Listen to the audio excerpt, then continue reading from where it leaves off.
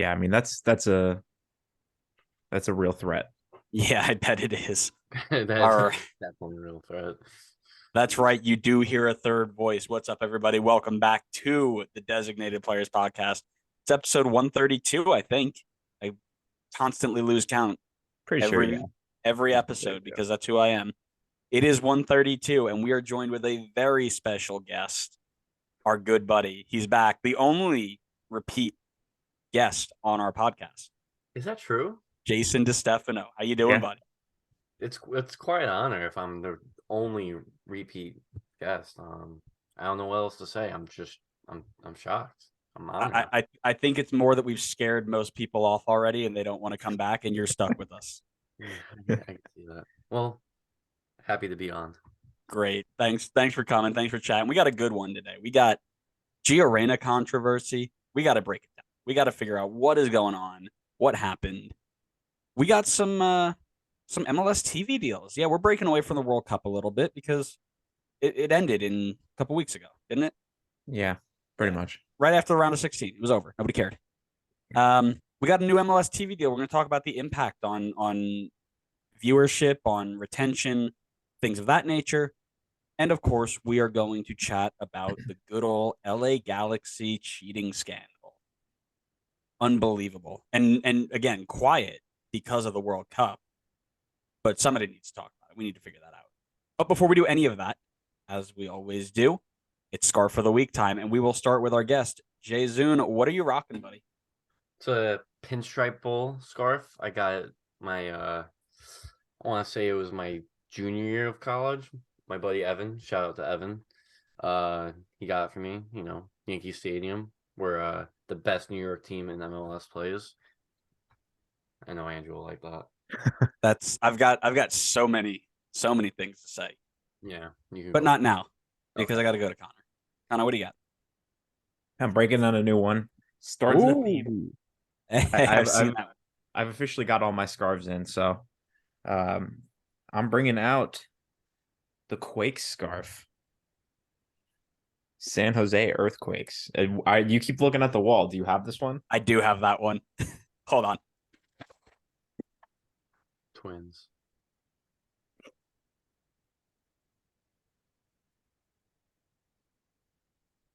What I've noticed is the sales that they do, they don't change the scarves that they put on sale.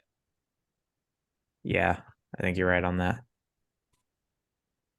Yeah, the same scarf. Honestly, it's a pretty nice scarf. I like it. It's all right. I'm not a big fan of the silk fabric on scarves personally, but that's just me. I hear but you. I agree. I think the design's nice. Yeah. But mine was supposed to be a dig at a fourth person we were supposed to have on, who unfortunately couldn't join us. Oof. Hate to see it. Ew, because it's one of my new favorites. It's our boys Hartford Athletic, baby. Oh, lost it. We love this one. This is the color scheme is great. The fabric is nice. And it was a nice dig because I'm almost certain that NYC played multiple games over there. And this is basically NYC too. It should really just say Seattle Mariners on it. It does. It looks like it, doesn't it? Yeah, they might as well. All right. Should we just jump into this? We've gone through our scarves. We've got lots to talk about. Connor, I'm going to throw it over to you. Can you break down the Gio Reyna situation for me? No, I cannot. All right, let me change that. Connor, break down the Gio Reyna situation for me. I don't have all the facts in front of me. I just got home. Just tell me what happened. I don't know. Something about Gio. He's the coach of the team now. I think Greg is like on his way to Norway again or something like that. I guess just to put it in simple terms, there were rumors about like half the team was unhappy with Gio because he wasn't putting any effort into training. He was just kind of half-assing it. And then I think that I don't know if it was later revealed or if it was revealed at the same time that it was as a result of Greg telling him that he was going to have like a limited role with the team in the World Cup. So there was a lot of like, I guess, obviously he didn't react well to that. kind of slacked off in training. And I think Greg even said that they had a vote as to whether or not they were going to send him home. Ultimately, he ended up staying, obviously, but causing a lot of controversy within the team and the fan base as well. I mean, it's just, it feels like it's such an unnecessary rift between the team right now. Yeah, it's, you hit a lot of good points there, right? He came in, he was told that he was going to be a rotation player at best because of his injury history and all this stuff. He took it like a 19-year-old kid would, threw a fit, and decided that he was too good for this and started walking around training. And the players called him out on it. They tried to get him back in line. I've heard that vote didn't actually happen. I think it was more between the coaching staff versus the players. Mm-hmm. But it was quite clear that they had a falling out. And then he posted something later on. I think it was yesterday that said, listen, I let my emotion get better myself, blah, blah, blah. He apologized for it. And I think he's on better terms now. But I want to turn it to our guest and ask you, Jason, what are your takes on this? What do you think this means for the chemistry of the team, the future, things like that? It's just a lose-lose situation all around for it to come out like the way it did. I mean, it kind of just smells like Greg's out, like the sketchy way how it came out. Like he said, like, oh, it was supposed to be an off the record interview, but come on, there's really no such thing as an off the record interview. So like basically him coming out and saying that outside the locker room kind of is like, he's trying to win some points somewhere, and it kind of backfired on him, I think. But at the end of the day, it also makes Gio look bad. I mean, we were all kind of questioning what happened. We kind of have a little bit better understanding now. I feel bad that he's kind of like something that kind of happened in the locker room, kind of has gotten out a little bit. But he's taking a little bit of ownership. But it's a bad look for him. You even though he's 20, and I've said some probably worse things when I was 20, but he's a professional, and he has to be better, and he can't let that control the way he trains. I mean, I understand that he felt that way, but you have to do better. You're part of a team. This is a once in a 4-year opportunity, and instead of training hard, he kind of just blew it. But I'm surprised that no one else in the team has said anything. I mean, I guess that's a good thing. Mm-hmm. I mean, I'd be a little bit more concerned if, Jordan Morris kind of came out on Twitter and was like, man, Gio Reyna stinks. Like, get this guy off the USMNT roster. Like, I don't know. I know it's not going to happen, and I'm kind of glad it's not, but I'm hoping this kind of just simmers down and we can go back to worrying about, the team itself. Yeah, no, I like that. I think you brought up a lot of good points, and the fact that the team isn't going in and just slandering him, I think means that his future is still there. He can fix this, which is a positive thought. But you're right, he has to be better. And you mentioned, right, like once in a 4-year opportunity. This isn't another game or another World Cup or another year. You don't know, especially with your injury history, you don't know if you're around in 26, So you can't walk around and be like, I'm too good for this, and with a new manager, he'll get it. If you get called in, because a lot of people who deserve to be called in were not. If you get called in, you put every ounce of energy every single day into being the best player you can be, period. If not for you to play, for your teammates to get better. The fact that he was putting his own playing time and ego, for lack of a better term, over the betterment of the team and the betterment of the players who were in front of him is a massive issue. I think that he resolved things a little bit when he took ownership, which was good. But it's not like, oh, he apologized, he's back in. He's got mountains to climb. Mountains. Because this is not just yeah, sorry guys, I messed up. I mean, I'm not saying he cost us a chance at moving through. Like, we weren't beating Netherlands anyway, but you never know. You never know what he could have done if he gave everything. You also have to think, we're also, how long ago was it? Like maybe less than a year ago, Weston McKennie was called to be, doing something unforgivable. And I mean, look, he's back in the team. I mean, Yeah. quote unquote unforgivable from USMNT legend. So I mean, I think this is going to be water under the bridge in like months, like especially once there's a new manager. Mm-hmm. Connor, your thoughts? You've been quiet over there. Yeah, I was doing a little research behind the scenes just because Of I know course you were talking about him taking a spot from other people on this team. And first person I thought of, and I know people aren't going to like this comparison because yes, I recognize this guy is not as good as Gio Reyna talent wise, but Say it. that's a spot Paul Arriola could have had. Yes. Paul, Thank you. Paul Arriola works his butt off. This was probably, I mean, this was likely his one shot at a World Cup. And, Gio, I mean, realistically, he should have had Jordan Morris's spot. I think most of us can agree on that. But if Gio's just going to show up and like not try, then that could have been a Paul Arriola spot who's going to, maybe he gets like 7 minutes like Jordan Morris did, but I'm sure he would cherish those 7 minutes way more than Gio did. And he would work hard in training, make his teammates better, bring a good spirit to the locker room. So, yeah, I 100% agree with you, though. Like, if you're going to do that, then just don't show up. It's like, just don't come to the camp. Like, I'm thinking about other guys, too, even guys that got called in, like Walker Zimmerman. That's most likely his one and only World Cup. That was his one shot.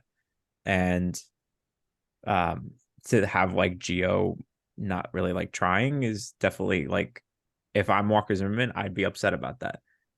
Like, even if it's not going to most likely impact him to the point where it's like, oh yeah, Gio like lost us the game or like made me so much worse in training. But it's just disheartening to see when everybody else is trying at their best. And here's the thing, right? Gio Reyna, he got 52 minutes in 2 different sub appearances, right? He wasn't a world beater when he stepped on the field. He didn't look phenomenal. I mean, a lot of us thought he was hurt. He might have been. He might have been holding a knock, right? But you're telling me that if I put Paul Arriola there, he's not pressing somebody to the point where they lose the ball at least once. Gio didn't dispossess. I'm almost certain he didn't win a single defensive battle. There's not a defensive stat on whoscored.com for the 52 minutes he played. So you're telling me that if I put Paul Arriola in there for 52 minutes, he wouldn't do something in the attacking third to win a ball back for us? Gio comes in and plays properly. I think he does better for us. But you're right. Paul Arriola would have done better than Gio Reyna in that spot in this scenario. Yeah, I don't even think that Paul is necessary. I don't even think that Paul would necessarily even like come in and raise the level that Gio was at.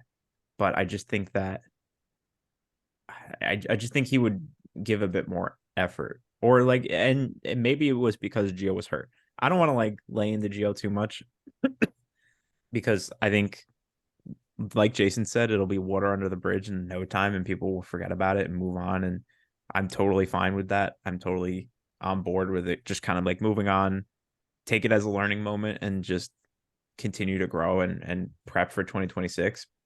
But I also like, I want to recognize that like, I don't like the fact that Greg also had to like put it out there. And I know Jason said it was supposed to be like an off the record interview, which like seems like a kind of an ironic statement in itself. Because what is an what is an off the record interview? It just sounds like a conversation. It's just a conversation between buddies. Like I wouldn't. It just doesn't seem like anything that needs to be brought up like at any point with any. I mean, you're talking to a reporter, whether it's on the record or off the record. Why even chance it? Just seems kind of dumb to put that out there and cause that drama in the team. Yeah, and you also have to think what if Greg handled this situation differently from the start? Like, I mean, if Gio was really hurt in the beginning, then why do we? I mean, you know what I mean? Like, why did he have to say, "All right, Gio, yeah, you're getting called up to World Cup, but you're going to be limited." So, I mean, I feel like that's kind of like a slap to the face to someone who's been injury. He worked pretty. I think he was back for like a month with Dortmund playing limited time. Trying to work back up, and getting ready for the World Cup is a big deal. So I don't like the way he reacted to the news of, just not trying. I feel like we all like to think that we would do our best no matter what the situation is. But I also think that's just a slap in the face to someone who's working hard from injuries. If he was healthy, then I don't see why he would get labeled a limited role. I would think he would be someone who's pretty significant in the team that scored 3 goals in 4 games. So I don't know. I just think Greg handled this very poorly. It's not the first player that he's mishandled who's, gotten a sour taste from Greg. And I'm sure once Greg is no longer with the national team, we'll find out more stuff. But he's definitely like this off the record interview is gonna look so bad in the clubhouse. There's no way he can come back. Well, here's the my take on that is you couldn't not take Gio. If you took Jordan Morris and Paul Arriola and left Gio Reyna home without knowing, without the Streets would world be burning. without knowing the entire like last month he hasn't stepped foot on a pitch. Connor's right. Everything in America would be on the ground. I mean, you had to take it, but he also had to understand. Like I said, I know Connor said he didn't want to harp on Gio, right? But too often players get away with stuff like this in America because it's not the main sport, right? If a football player did this, LeBron James did something like this, the ESPN talks about it for 3 weeks, right? And this is a conversation that's been brought up in football social media for a while now is being harsher on players who step out of line because anywhere else they would have gotten it and heard it for a long time. He had to handle this better. I agree. Greg didn't handle this well at all.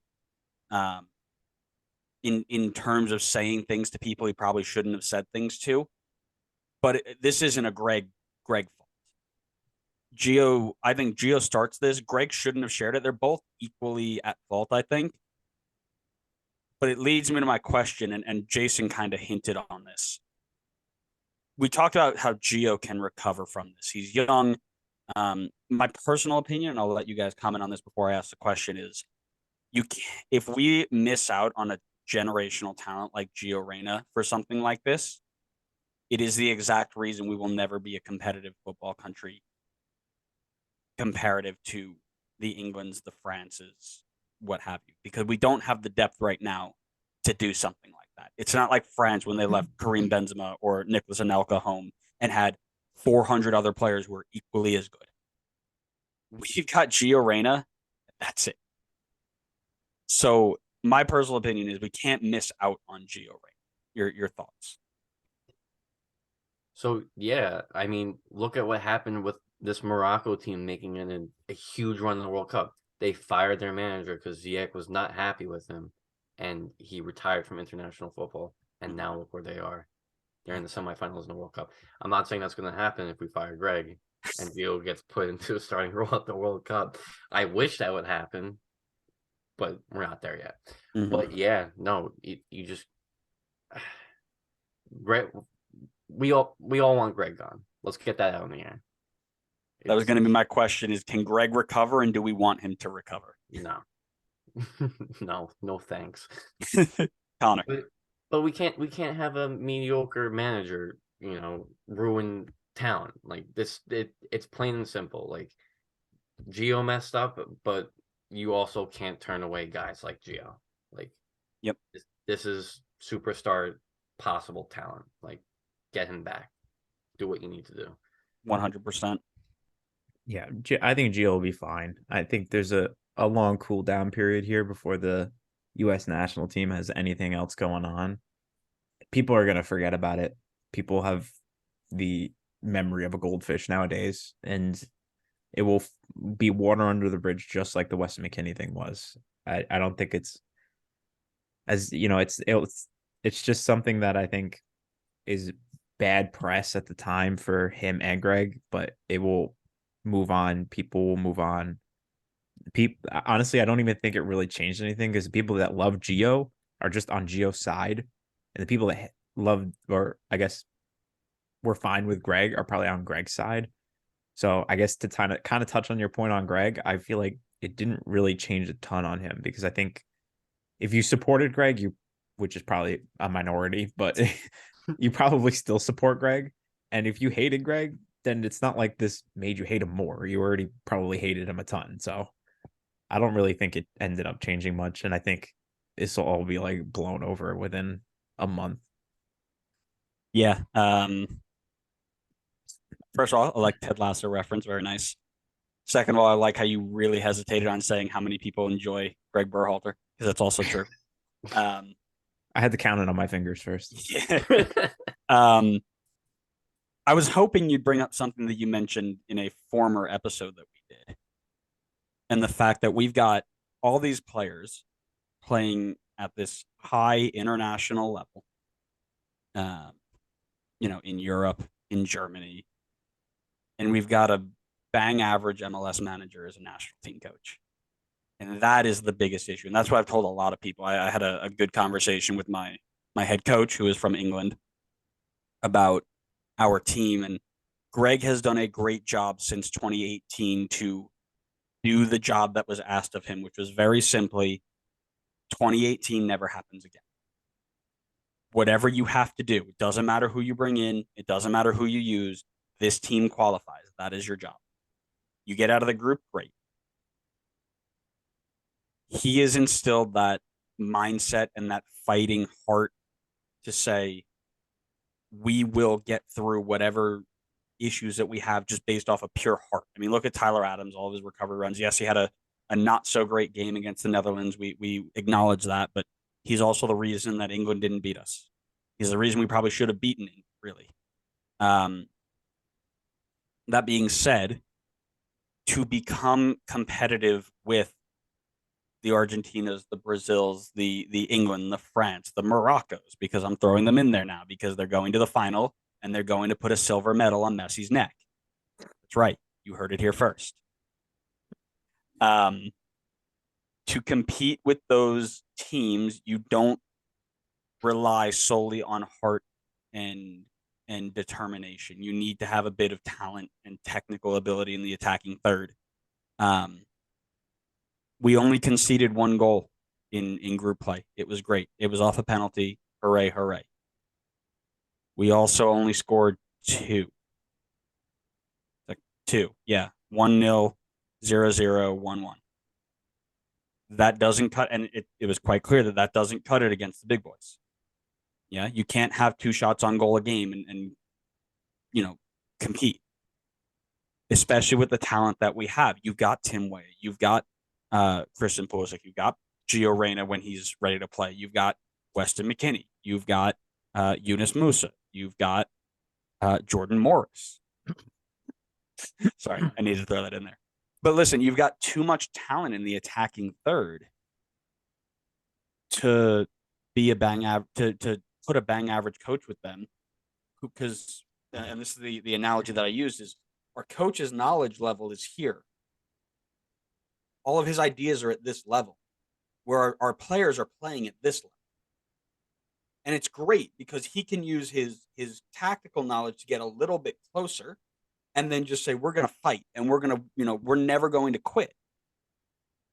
But once you get out of the group and you play teams that have a tactical understanding of the game, you need to be able to adjust. And he doesn't have that. I think Louis van Gaal said it great, is the U.S. just never changed what they were doing. So we just kept doing what we wanted to do. And it worked. And that's the biggest issue. The issue isn't the fact that he hasn't been the best manager that any of us has seen in however many years we've been following this game. Excuse me. The issue is when it comes to playing the big guys, he doesn't have the tactical knowledge to adjust, and that's why he's got to go. It's like his team selection. He's very stubborn on some of the players that he has favoritism for. That's why Christian Ronaldo was on the World Cup team when he really shouldn't have been. That's why Aaron Long was on the World Cup team when he shouldn't have been. Yeah. I'll say that right now. Everybody knows he shouldn't have been there. Yeah. No matter how much I want to defend him. Shaq Moore. What's Shaq Moore doing? Reggie Cannon's playing the entire, build up to this World Cup. He played in like 6 different games. Shaq Moore was casted out after one bad Gold Cup performance. Haji Wright, same deal. And they're both just brought in last minute, like, oh, I got you. Yeah, No, and you leave Pepe at home. you leave Pepe at home. You leave Reggie Cannon at home. And again, it's not because Shaq Moore is playing in MLS, right? It was the fact that he hadn't played with us in 2 months, 3 months. And we talked about it. We talked about this a lot as we were building up to this. Was the players who know the system are going to be picked over the players who are in okay form. You need to be in killer form to be brought in if you don't know the system. Shaq Moore wasn't in killer form to be brought in if you don't know the system. Can't disagree with you. All right. Anything else anybody wants to add, or shall we move on? We did kill this topic a little bit. Tim Ream was in killer form. Oh, yes, He was. please. What a guy. A legend. Yeah, he being the only guy over 30 on that roster, phenomenal. Second best center back in the world right now. Behind who? Walker Zimmerman. Harry Sutar. Thank you. I needed that. Really quick before we move on. Quick, if you can, off the top of your head, and you might not be able to. Give me your starting 11, 2026 right now. Ooh. I'll go first. I would say I'm gonna be optimistic with this lineup. I'm gonna say Slanina in goal. I'm gonna say Anthony Robinson on the left back. Center backs, I'm gonna say Chris Richards and Miles Robinson. Right back, I'm gonna say, and I'm open to changing out the center back pair. The center back's gonna be totally dependent on who's in form. Like CCV could be in that mix as well. Right back, Serginho Dest. That's an easy one. Midfield does not change. Adams, McKennie, Musa. And front three, I think you find a way to get Pulisic, Reyna together in the attack. And I would say Pepe as striker. Nice. Jason, you got it? You need a little bit of time. I mean, most of mine will be the same. I was gonna say Cameron Carter-Vickers, and I would say I haven't seen enough of Chris Richards to know if he's gonna be good in 4 years or not. So I'm gonna say take him out for now. I really liked what I saw from Miles Robinson from the time I've watched USMNT, so I think hopefully he recovers pretty well off of that Achilles tendon repair. That's tough to come back from. Aaron Long can constitute to that. Anyway, sorry, had to throw that out there. Keep MMA the same, and then I agree with Connor. You have to find a way to get Gio in there. It's so tough because I want to put Brendan Aronson in there too, because he brings something different to that wing pair, and I want to keep Tim Way in there. But I also want Pepe at striker. I think Pepe's got it. And I think by then, if he gets back to Bundesliga or some other team picks him back up in the next, I think Pepe will be at striker. I like that. I like that too. For me, I've got Luis Robles comes out of retirement to play in goal. I knew it. I was literally about to say he's gonna be like Zach McMath in goal. Had to make up for dishing out some Aaron Long justice. Stephen Fry gets his long-awaited USMNT call-up at age 43. Partnered with Aaron Long and 95-year-old Tim Ream. Bring him back. I'll take a 95-year-old Tim Ream. Please, yeah. So I'm gonna go with Gaga in goal. On the left back, I'm going John Tolkien. Ooh, that's right. John Tolkien's a baller, man. CCV and Richards in the middle. At right back, I'm thinking Joe Scally progresses ahead of Dest, because Dest is still up and down as a defender. So I'm not sold on him. Yeah, midfield three the same, but I can see McKinney being dropped as a replacement, and Aronson going in the middle if he progresses well at Leeds. And then my front three: Pulisic, Pepe, and Reyna on the right, or Weah. I think the front three. like I said, we were the second youngest team in the group. There's plenty of hype there. But yeah, like I said, the best part about this is you got people who we've never even seen, who are going to break in a year and a half, 2 years, and they're going to be unbelievable. I mean, Kevin Paredes at Wolfsburg is still somebody to keep an eye on, right? When he came from DC United, you've got players like Sam Vines who broke his leg. He might have been here if Sam Vines didn't break his leg the month before. Eric Palmer Brown, if he can pick things up, he might be in the mix. Cole Bassett returning to Colorado, gets in a bit of form, makes a better move. Brendan Vasquez, if he picks U.S. over Mexico, right? Jordy Mihailovic, who I can't believe didn't get brought in. Pflock still on the outside looking in. I mean, the pool is so much deeper than it used to be, which is a great issue to have. But all these players playing at a level above Greg, we need to be able to deal with that. I think also something you have to recognize is how good our youth national teams have been in, like, not just in like CONCACAF. They've been crushing European teams. Yep. It's nuts. Yeah, and it's not even close. I mean, you say crushing, it's literally like 4-1, 5-1. Like I tell that to people like who, we've got World Cup on in the background, and like people are like, oh yeah, US isn't that great. I'm like, listen, like, go look at what the youth teams are doing. Like, we're on the come up. Like, it's no joke. The future is bright. We're gonna have a lot of tough decisions to make. It's exciting. It's an exciting time to be there. Where, again, conversations we've had, but to support Mexico. Sorry, Pexico. You shouldn't be excited. You shouldn't be hyped. You have 0 players. Your best players coming through the pipeline are dual nationals that we're trying to poach, or you're trying to poach from us. That's not a great look. Sorry. All right, shall we move on? I think we're running a little long here. All right, sure. Because we could talk about this all day. We could. It could be the whole episode. But I do want to talk a little bit about the LA Galaxy. So I'm going to read to you, Jason, the I guess, for lack of a term, the punishment that was handed out. Okay. Mm-hmm. So here's what happened. Cheating has been confirmed. Take me to another link. There we go. Major League Soccer announces sanctions imposed on the LA Galaxy for violating salary budget and roster guidelines during the 2019 season. First of all, I can't believe it took them 3 years to figure this out. The second Miami did it, they were all over. LA Galaxy does it, like, oh, we'll wait till the World Cup. Nobody will look.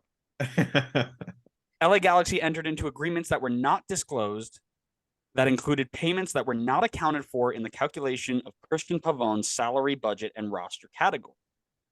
The undisclosed agreements and payments resulted in improper classification of Pavon as a TAM player who should have been occupied as a DP. Now, at the time, they already had 3 DPs. So that would have broken the roster. The sanctions for the LA Galaxy include a $1 million fine for the club, $1 million loss of GAM. Galaxy will be prohibited this is my favorite.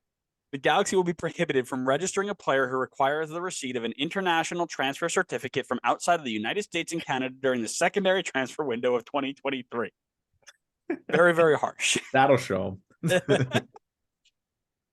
For his involvement in the agreements, Chris Klein, the president of the LA Galaxy, has been suspended from any sporting related responsibilities through the conclusion of the primary transfer window in 2023.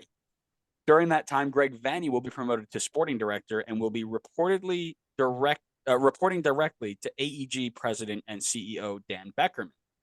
GM Dennis Teclose will be required to submit an application with the Office of the Commissioner should he wish to secure employment with any MLS club. I just want to have your initial reactions right now. This is the first you're hearing of it, from what I understand. Nice little slap on the wrist. Seems like they got away with something there. I'm gonna compare it to the Houston Astros being what they got. No, I'm just kidding. I'm not gonna go there. It doesn't really seem like much. I mean, honestly. I mean, I think $1 million in GAM is like a significant amount of money, but like for something that they did wrong 3 years ago that went against the roster. I mean, I think that's not anything. I mean, I think they are contractually not allowed to punish LA Galaxy too hard, just because LA Galaxy is like what's the right way to say it? They're the pinnacle of what MLS wanted to be 20 years ago, and now because of that, Yeah, you can't hurt them. yeah. It's actually really what I want. I'll send you Jason. I'll send you the book too. I have a book for the first 20 years of MLS and how impactful certain people were. And the person who owned the LA Galaxy basically saved the league like 2 or 3 times from folding. So there's that. What I will say is this is pretty par for par what happened to Inter Miami when they did this in 2020. Inter Miami had 2 designated players over the top, and I believe that they had just about $2 million of losses in GAM and a fine. So it seems like they were staying on the course. But to be fair, we also thought that it was kind of a weak punishment for Inter Miami too. They lost money and stuff, but I mean, granted, they were still terrible. To me, this opens the question, and that's why we've got both of you guys here today. Connor, that's why I invited you, so you can have a good discussion. Mm-hmm. Let's talk roster rules. Is it time to release the roster rules? I think this is a great time to bring it up and let it go. Jason's already emoting you, so go on, Jay. You could start us off. Eliminate the roster rules. We need mayhem. If you want to be good, just buy everyone. That's what I say. Just do it. Let teams spend what they want to spend.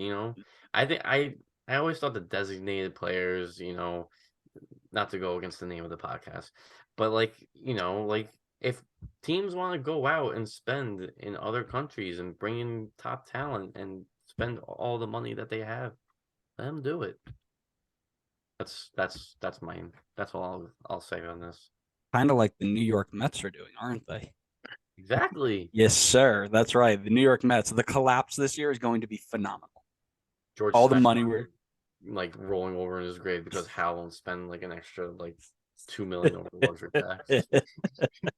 That was your Mets update. The Mets are elite, and our collapse is going to be great. Thank you for joining us on the Mets update. Back to conversation. Connor, your thoughts? Roster rules. I'll go for a middle ground. I don't know if we should just completely release it and just have complete mayhem. As much as I do like the chaos, so we do love a bit of chaos in MLS, as you could tell by those penalties that were just read off, especially that one in particular. So I would say that I think they should definitely revamp it, and there should be more designated players and more TAM GAM and just more ability to spend money on better players, because the quality in the league has grown exponentially, and I think there's so much potential right now to grow it even more if you just kind of like loosen the reins. But my worry with just completely like taking the leash off and just letting the finances go wild is that I know for a fact you would just get what you have in the Prem, where you have the top 6 and then you have everybody else. And it's just going to be the same teams every time finishing towards the top. It's going to be NYCFC running off Man City money to finish in the top 3 in the conference every single season, while San Jose is rotting in the Western Conference cellar every single season. So I think for the sake of parity in the league, I think we can up it, but I don't think we should just completely have mayhem. So here's what I'll say. As much as I love a good bit of parity in MLS, because I do. That's one of the reasons I love this league, is you can show up and you never know what's going to happen. Over the last half decade, maybe a little bit longer,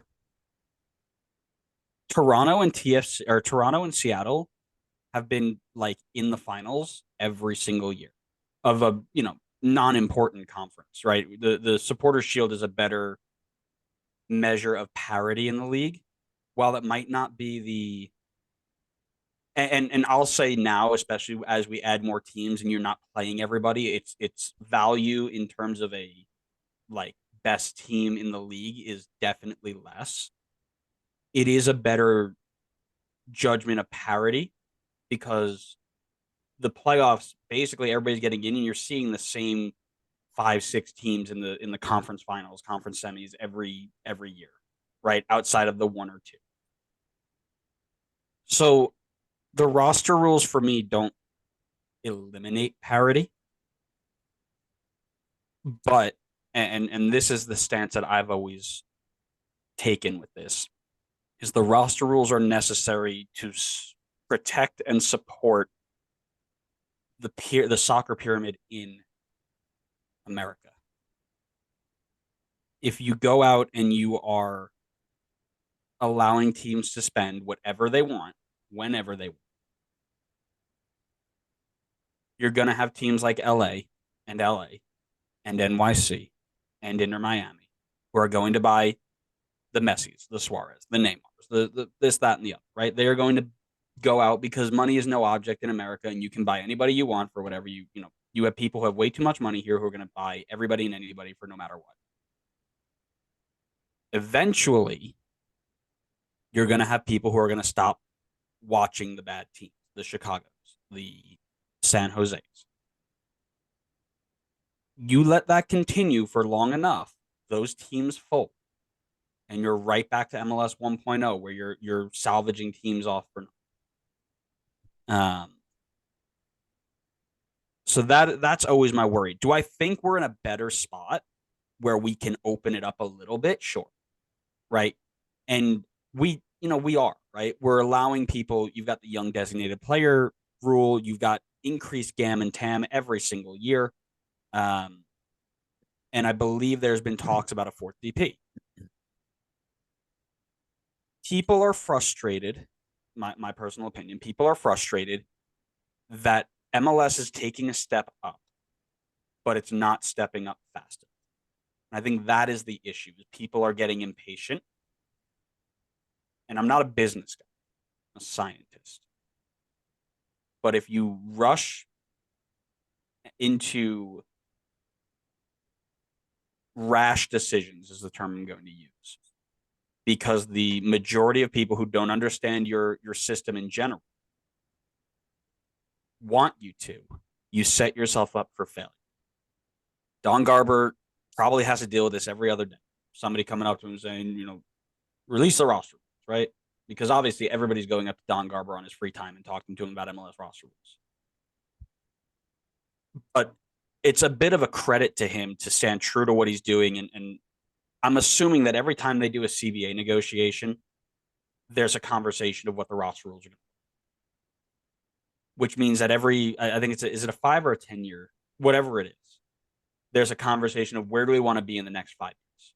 And they put a plan together and they do. Sticking to that plan is vital for this league to continue to grow. Because the second you start losing teams is the second that we start going from this to this. And we can't have that. We're moving in the right direction and we have been for a long time. We can't go backwards. So as much as I'd love to open it up, I'm on the side of keeping them for a little bit longer, at least another 10 years. Yeah, I know. I was waiting for that. That's so lame. Well, here's the deal, right? Everybody's thinking, everybody compares us to the England and the Premier League and this whole system. England's been around since the 1800s, the English Premier League and the English football pyramid. We're 27 years old. We are our age. You don't just turn that in overnight, especially in a country that's gotten 4 other major sports. England's fighting against cricket, rugby, and darts. Don't disrespect darts. Never. I say that as a serious comment because apparently darts are massive in England. Matt, have you ever been to a darts competition? It's amazing. I want to. It's on my bucket list now. They have But them right in the street. We'll go. All right, hit me up. But listen, when you're competing with those sports as a league that's been around for 200 years versus a brand new league that's competing with other leagues that have been around for 100 to 200 years that have billions of dollars invested into them, while you are a 27-year-old league with maybe a couple hundred million. You can't just go out and pretend that you're like everybody else. It doesn't work that way. You have to do it strategically. And like I said, I've heard they teach a decent business degree at SUNY Oneonta. So I trust Donnie Garbs and his 5-year plan. If you ask anyone at the business department how the business department is, they're like, "Oh, it's booming." I love it. But no, I see what you're saying. So if you don't mind, if we're not running too late, I would like to see what Connor's middle ground of progression would be. Like, what would you think the ideal progression would be in loosening the roster restrictions, but not going into mayhem, which would be a lot more fun. Sorry. Okay. I think we should keep on that focus of like getting in young, talented players, building them up and selling them onto Europe right now, and just really solidify that identity. And then continue to build on that until we can get to a point where we're comfortable. The sport is big enough in the country, and we could say, okay, now we feel comfortable where we can just kind of really take the reins off and go buy your Messis, go buy your Neymars, go bring all these people to play in the US and have them get these massive sponsorship deals. So I feel like if I was to specifically go into the rules, I would want to focus on adding maybe one or two more like young designated player spots, sink some more money, or maybe create some extra like roster spots that are specific to youth guys that are coming through your system. Get more like Pepis, get more Reggie Cannons, get more Gio Reynas at NYC. That's kind of what I'm hoping for, at least at the moment. And then once we have that, once we kind of like settle in a bit more and the sport continues to grow, and I think that'll correlate a lot with if the US team is doing well, then we can like start to sink the money into it big time. Is that satisfactory for you, Jason? Yeah, I like it. I would, yeah, like, add like another young DP player, and then like add like a one more for like regular, like 4 and 2. I think that's a good like experimental way to see how loosening the restrictions will be up. I think Connor's got a good 4-year plan going. One of the things that is tough is you can't mandate teams to use that, and that's the issue. You've got teams like Red Bull who use one of them a year, and you've got teams like LA that use all 4. You've got 3 DPs and the young, and that's where the issue is. You can add as many as you want. If you're not making teams use them, that's where you still have that issue. And here's the other big issue, and because Connor talked about creating that identity, right? This league is still trying to fight with Euro snobs. And we joke about it a lot on the podcast, but it's a serious topic when we talk about the growth of the league, because no matter what you do, no matter who you bring in, right? We're bringing Messi in. People are always saying you have to go buy big name players. We're bringing big name players in, and they're still talking about it. So the growth of the league, we have to find that answer too. And that's not in roster rules, by the way. Roster rules don't grow the league. Because guess what? We could put Pro Rel in there. We could take every roster rule away. We could sign every big name player on the transfer market right now, and somebody will still have an excuse to say why this league isn't important. So the other side of it that has nothing to do with roster rules is people who just don't want to give it a chance. So it's another generation, right? We need to bring the generations up. It's on the next step, right? So I've got a suggestion that I'm curious to know both of your takes on. Okay. And I know it's going to kind of contradict the point that I was saying before, because it would be a move that would kind of shift away from parity in the league, but I almost kind of like it as I want to say like a punishment to the other teams. But what do you think about having the ability to sell designated player spots? If Red Bull don't use all 3, let's say they use 2, LAFC want to use the other one, sell it to LAFC, and then they can go get another designated player. Because then I feel like it's good for the league as a whole, because then you don't have these spots where you can go bring in someone who you could develop or a big name player that could really help the league grow. And now you could use it versus if Red Bull just hoards it and doesn't use it, then it doesn't have any benefit. The way that, because I've thought about that too, and the way that I see this is you can't sell it to other teams. But what you can do is if there is a price, right? If you say that the designated player slot, it counts for $600,000 against your budget, right? You can sell that to the league, and the league will give you extra gam tam to build from within, right? Red Bull, Philly, teams that will use it to bring up younger players and fit their mold, FC Dallas, whatever, right? Then if you want to buy it and you have an open slot, you can pay 600K GAM and get it back to bring a DP in. That's the only way I see that working. Because if you do that and you say, oh, I'll just sell all my DP spots off, then yeah, LA, Inter Miami, they're going to buy 9 of them, bring in everybody that they want, kill everybody, and then the league goes back to where. Well, they're not gonna be able to buy 9 of them because teams are gonna have to use them in that case in order to compete. But like if a San Jose is going into the season at this point and they have this extra designated player spot, they're not going to use it. If they did sell it to an LAFC, now all of a sudden all the other teams are like, well, I feel like it would put pressure on them for them to actually use their designated player spot. It's like, okay, LAFC are going to come to the table with 4 DPs. We got to make sure we use all 3 of ours if we want to be able to have a chance to compete with them. Interesting. Jason, what are your thoughts there? I kind of like that idea. Use it or lose it kind of thing. I like teams, with aspiring to do something with what they have and like doing everything they can to win and a title or be the best team, win a supporter shield, whatever they aspire to do.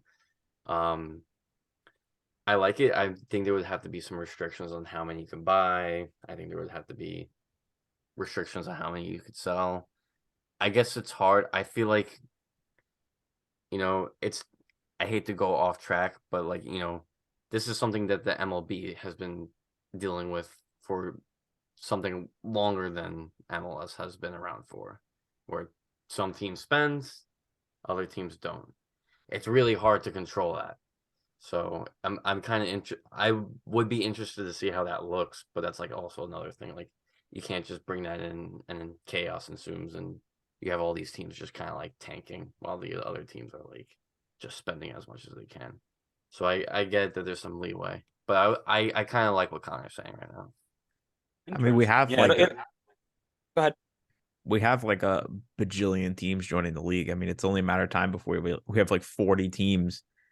I almost feel, this is kind of a harsh thing to say, but I almost feel like at some point, why do we keep rewarding a franchise like a San Jose who just sits at the bottom of the West every single season just because they're a legacy team because they've been here in the past, when you could have a team like, let's say you can have someone like a St. Louis who comes in from scratch and is willing to spend money and make the league better, bring in more talent. But at some point we're gonna have to cap the league, and then why are we wasting a spot on a team that just doesn't want to spend, is just continuously losing games and finishing at the bottom just because they've been there before? And I think we're tiptoeing dangerously to pro rel here, and we do not have time to go to a pro rel. No, we can't. Yeah, we can't do that do yet. That's a. We'll bring you back for that one, Jay. Don't you worry. That's a whole other episode. I was just talking about that over the weekend with somebody. Yeah, it's it really comes down to the ownership, right? You and we've talked about this too. Is the fact that if you've got owners who aren't going to spend, those owners need to go or jump on board. Right, with the new teams coming in, the Atlanta, the LAFC, St. Louis is doing well. It sets a precedent, a standard of we are going to join the league and we make a commitment to improve it. Where teams like Minnesota, when they came in, FC Cincinnati, when they came in, and they were like, we're just going to use our USL sides and get smacked, and then we'll improve it better later. it's a give and take. So and then you've got teams like New England who just started paying for the first time in 26 years, 2 years ago. It's all about the owners, and at the end of the day, like we said, we can't force them to do it, but that's got to be the mindset. Do I think selling designated player spots are going to help anybody? No, outside of the people who buy them. But It helps the because league. does it though? Because eventually you're just going to have a bunch of those the fans.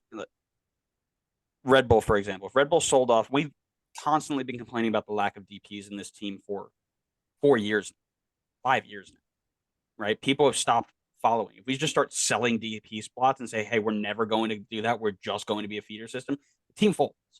Fans stop showing up. The stadium gets even more empty, which I don't know if that's possible, but I bet you they try. It becomes a precursor to folding teams. That is my take on it. Well, So, I mean, you guys don't use it not a fan. anyway, and people don't show up to begin with. So is really anything changing? Yeah, because we're going to lose even more people, and eventually Red Bull are just going to back it. They're going to say, okay, this isn't worth it. We're not getting, because what's going to happen, and I'm going to try and do this quick because we gotta get our last. Maybe we don't even do the last topic. TV rights aren't that big. We'll finish here. Here's the thing, right? Now that with New York City around and they've got their own set up academy, I believe Gotchi is a part of their system. They've got their own academy now. They're picking kids from Gotchi. They're picking kids from Long Island, New Jersey, Pennsylvania. I mean, it's not crazy to think that if we stop, and we being Red Bull, if we stop supporting the way that we want to do things, and the fans stop showing up and stop giving money to the program, that Red Bull just backs out completely, gives up on the whole thing, cuts its losses. Everybody goes to New York City's academy, and Red Bull's gone because Red Bull don't have Red Bull is an academy system. That is it. They buy 2 good players a year, good, quotes on good, right, from overseas. Hope they do well, sneak into the playoffs every year, bounce in the first round. Good job, guys. Success. We'll take 2 of your best young players and repeat. Fans get tired of it. And if you're going to just make it a point where you're going to say, okay, I'm just going to sell somebody a designated player spot, I'm going to give up on this idea of even trying to be competitive, those fans go.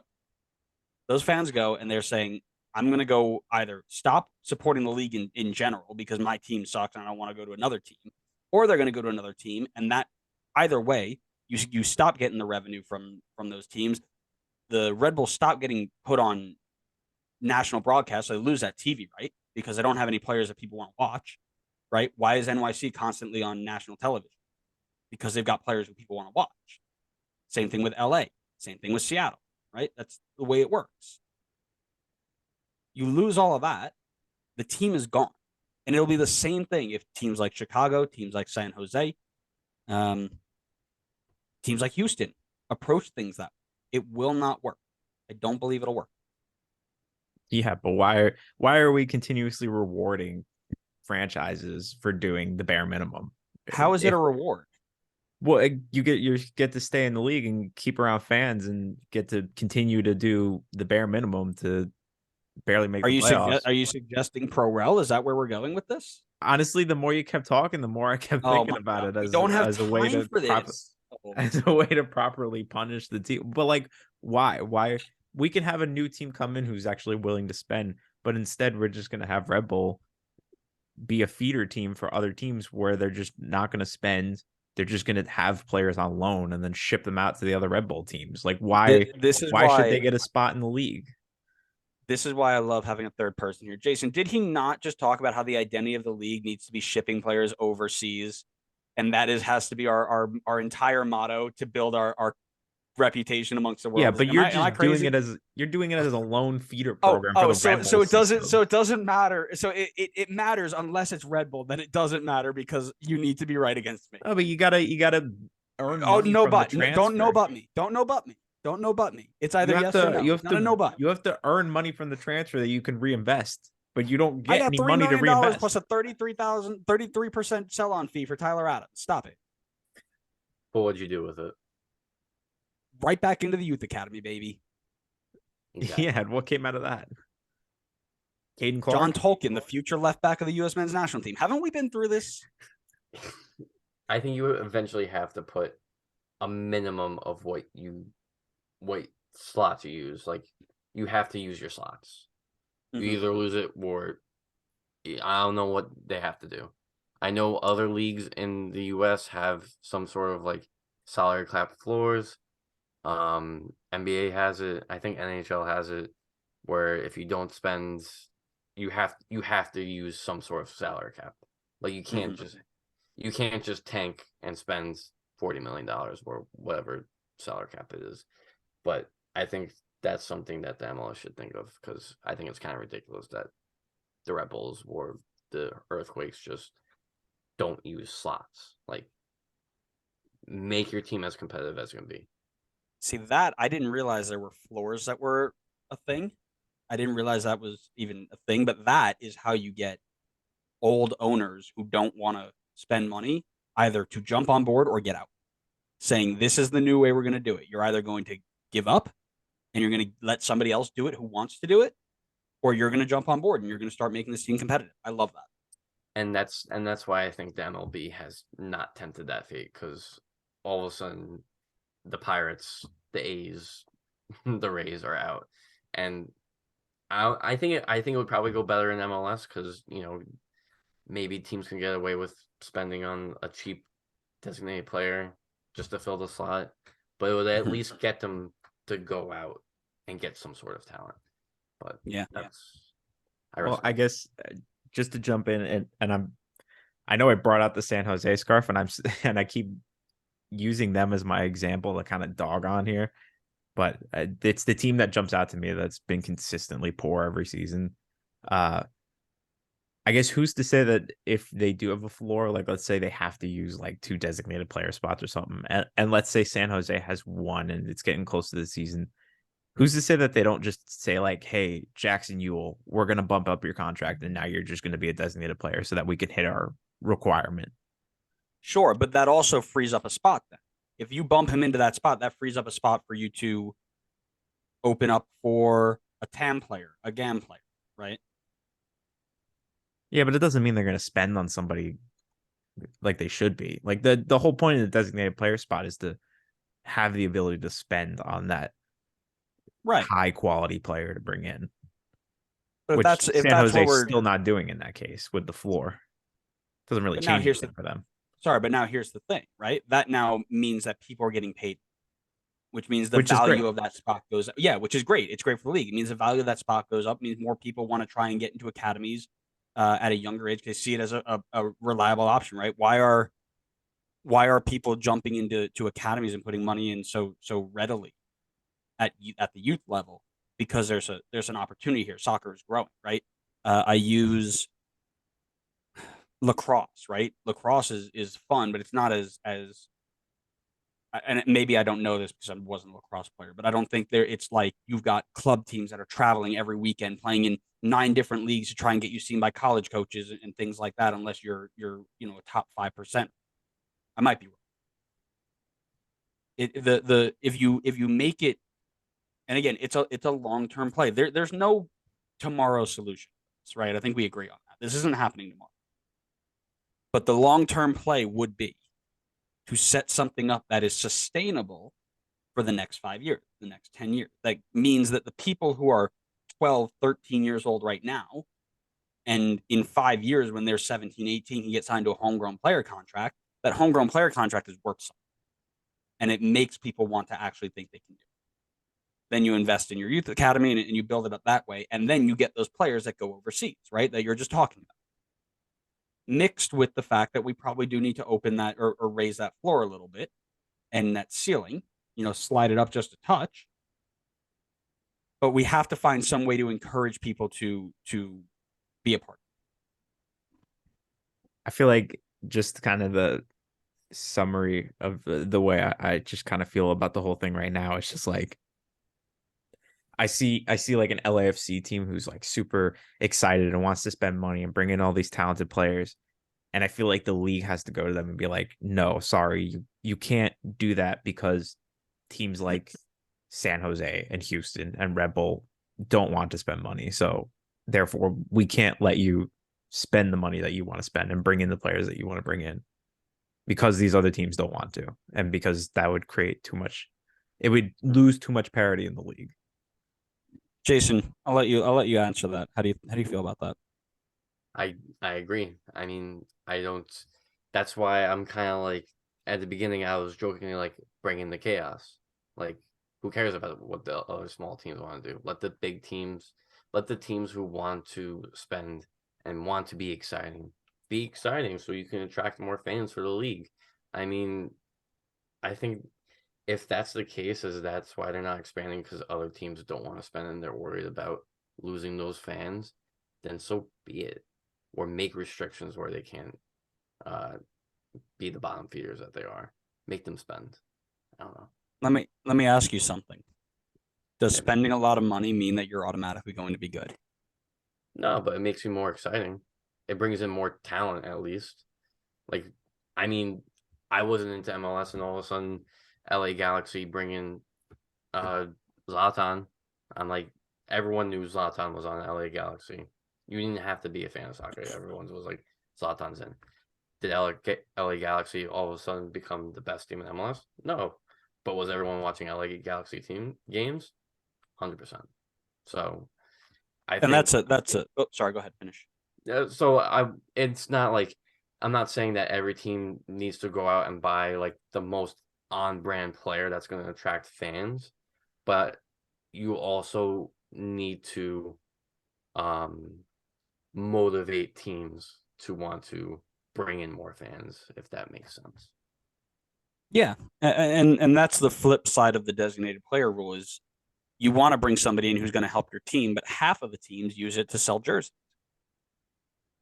Yeah, I mean look at NYC's first three. Two of them played bang average. One of them didn't move half the time, but they sold a ton of money, and Man City made money. Right? You look at oh man, wasn't Philadelphia Union's Kleberson? Wasn't he like a big name at that point? And they were terrible in 2013. I'm just going through a list here of players that I've seen, right? Sam Johnson, Real Salt Lake's a perfect example. Designated player money. Do play like 12 games, right? San Jose loves to pick at the the Mexico market, bringing in Chofis Lopez, who was good but didn't help him win, but probably got the more Mexican fans, right? So it's a give and take for sure. I've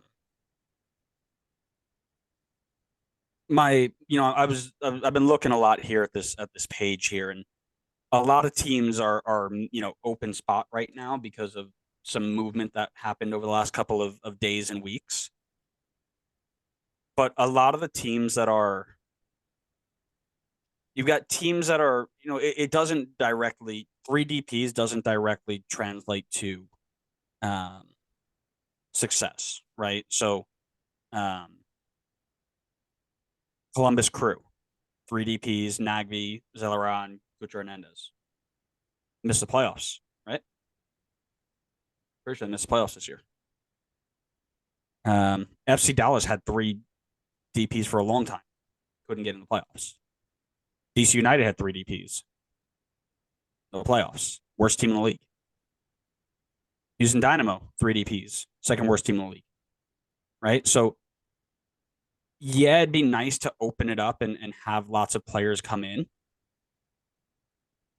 But I think we need to be smarter with the way that we spend. And that's why the Young DP initiative was great. Because it makes you think about how am I going to turn this player both into money on the field and money in a transfer. And that is the way we need to go about it. We don't need to just open it up and say, let's go spend. Let's go buy anybody we want. Right? Because that's not always the answer. But that's just Inter Miami. Inter Miami, great example. 3DPs definitely doesn't guarantee you a playoff spot, but it gives you a much better shot at doing something with the team. Because I'm looking at the list right now of past MLS Cup winners: LAFC, NYCFC, Columbus Crew, Seattle Sounders, Atlanta, Toronto. That's just since 2017. I'm pretty sure every single one of those teams had 3 DPs. They have the 3 right DPs. Also, we agreed a long time ago never to bring up that 2020 Cup ever. Never once. I'm just going down the list. Which means you're off the pod. Jason, congratulations, co-host. Well done. Welcome. Yeah, I mean, it doesn't. Right? Yes, it has to be the right ones, but you don't see a team in here that has the right 2 or 1 DP because they don't win MLS Cup. All these teams have 3. But my point is opening up to 4 or 5 or unlimited puts us in a position of uncertainty for the future, because if you're going to go sink your money into 100 South American Player of the Year's Pity Martinez's who are just going to flop on you after year 1, well, that's money you're not getting back unless somebody wants to buy him for $20 million, because apparently that's how things work. But my point is, you're not going to get that return all the time if the performance isn't there, especially if we want this league to be considered top of the top. You need the players you bring in to perform so that they can go overseas. I think South American Player of the Year, Pity Martinez, was an exception to that, because he came in, did poorly, and still went for a profit, or at least break even. But that's the exception to the rule. If you don't perform here, you're not getting that move, or you're going back to Argentina. Which one of the Atlanta players went back? Barco, yeah, right. He's going straight back. It's a, you're never going to hit on everybody. I get it. But again, to me, it's long term, right? We can't just go and say, okay, we're going to open it up, and that's going to mean more good players, and these good players are going to come in and instantly raise the level of our league. I mean, hell, I can go through every Red Bull flop of a designated player right now, right? My favorite, right? Josh Sims on loan. Drew Yearwood, right? Drew Yearwood was a DP for 2 years. He's most known for kicking a ball at somebody. Haku, also best known for kicking a ball at somebody. Omer Damari, on loan from Leipzig for half a year, played 3 games. Gonzalo Verón, mucho trabajo. Gonzalo Verón couldn't get off of Jesse's bench. Frank Rost was basically the Raíz Emboli signing for Red Bull. That was back in 2011. He who shall never be named, but the center back from Mexico and Barcelona. Self-explanatory. So that is right there. 1, 2, 3, 4, 5, 6, 7. Oh, how could I forget my good friend Patrick Klamala, who scores 1 goal in the entire season, and it's from penalty kick. 0 open play goals since April. 9 of 13 swings and misses. You can give Red Bull 9 of them. Give them every DP slot in the entire league. They will swing and miss. But we make a dang good teenage right back. I will tell you what. So, I mean, you have the slot. You might as well at least step up to the plate and try to swing. Yeah, you might strike out 10 to 13 times, but you get the Sasha Kljestan, the Thierry Henry every once in a while, the BWP. But we don't. That's the thing. We don't get those players anymore. We used to, and then our entire mindset shift. And yeah, but what's the point? Not trying. But here's my point. If you don't even try, then you don't get them either. But here's my point. Opening it up and saying, okay, we're going to give you more is not going to say, oh, now I'm going to go spend on it. It's not an incentive like, oh, I'm not buying it because I don't have the spots. It's the way that they want to run their club. Red Bull need to go if you want to see those spots used. I promise you. Yeah, well, if Red Bull doesn't want to use them, then give it to someone else that will. That will step up to the plate. Why should Red Bull just get to hold it and not use it? Give it back to the league then. You're not giving it to other players. Give it back to the league, get paid $600K for it. And then put that into, I don't know, some dude from Red Bull Bragatow, and he'll play 4 games, get hurt, and never see again. Go ahead. I'm going back. I'm being unlike in Connor's idea of selling, the slots, you find teams for not using their slots. I'm done. No, you don't reward teams for not. I'm done. Your team's poorly managed. You don't want to spend on DPS because you can't get the good DPS. Losers get fined. That's what I'm saying. So here's the thing. My favorite part about this entire episode is Jason's watched about 4 games of MLS in like the last 4 years, and he said 2 of the best ideas since we sat down. That's why we pay him the big bucks. Put a floor on there and fine their ass if they don't use anything. I love it. But he's right? If you're gonna say you need to use it, and again, that might go back to Connor and say, okay, well now Jackson Ewell is going to be a designated player. Great, but at least they're not getting fined, right? So you're opening up other spots, and maybe that's the right thing, because if the floor is raised, then you're going to go and use that money to buy somebody to fill that spot. Mm-hmm. And if you have a floor and you're going to say, okay, well, I need to spend 50,000, 100, 200, I don't know, whatever number you want to say, I'm going to use that to get the best player in that spot that I can. The issue with, now that I think about it, the issue with putting the floor in there is the way that a designated player hits your salary. Your designated player only takes up $650K of your 2.7, 3.1, whatever the salary is. So if your floor is going to be, if you have 3 designated players, right, your floor has to be $2 million. You need to be between 2 and 3 mil, which you can do that with 1 designated player in your entire team. So I think the floor is a good idea, but the ceiling needs to be raised also. I agree. Yeah. Jason, the only thing I'm upset with you about is you didn't get into yelling at Connor. There were plenty of opportunities to yell at him, which is a need for this episode. I think we were pretty civil about the Gio thing. I think yesterday, I also was reading some misinformation, so I was kind of getting a little angry at Connor when he said that Greg did nothing wrong. When you said Greg did nothing wrong, I was livid in like the gym parking lot. Yeah, I ended up changing my mind on that anyway, honestly, once I read into it a little bit more.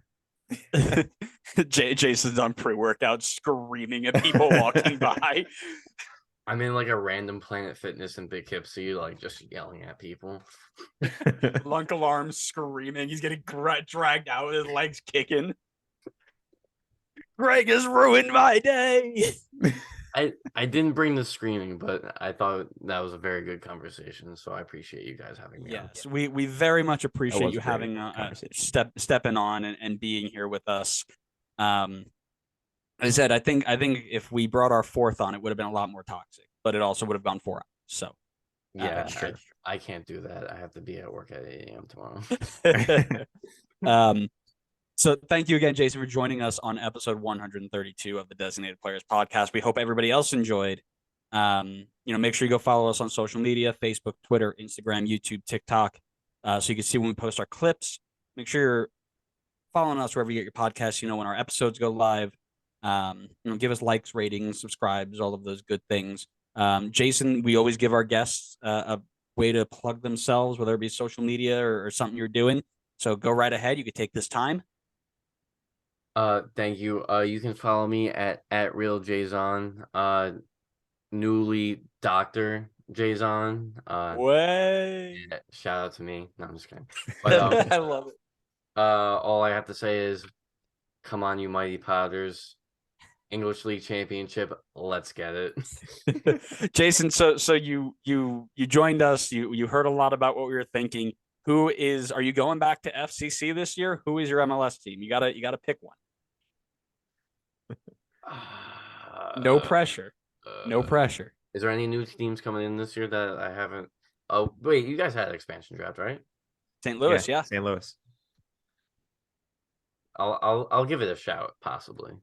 Well, all right. I had a lot of fun watching the MLS Cup this year, and previous years, I think the first MLS Cup I watched was like 0-0. One team had like 3 shots on goal. They had no shots on goal, 3 goals, and they had a chance in PK. So I was just pissed off. Yeah, I remember that. Like I said, you've jumped around a little bit. You were Orlando, and then you were FCC, and now we might try St. Louis. Maybe this one will stick. 3rd time's a charm. I think if anything, I would go back to FCC. It was just really frustrating at first because they spent $500 million to get into the league, and then they we're like, okay, well, we can't improve our roster now. They won 9 games in 3 years. Yeah, we know. Been there. Thanks so much again, Jason, for joining us. We hope you enjoyed, and maybe you come back for a third time if we want to do a pro roll debate. Oh yeah, it's in the works, I'm sure. Oh goodness. Yep. Thanks so much, Connor. Connor has nothing else to say. I don't need to hear anything from him. Thanks everybody, and we'll see you on episode 133. See ya.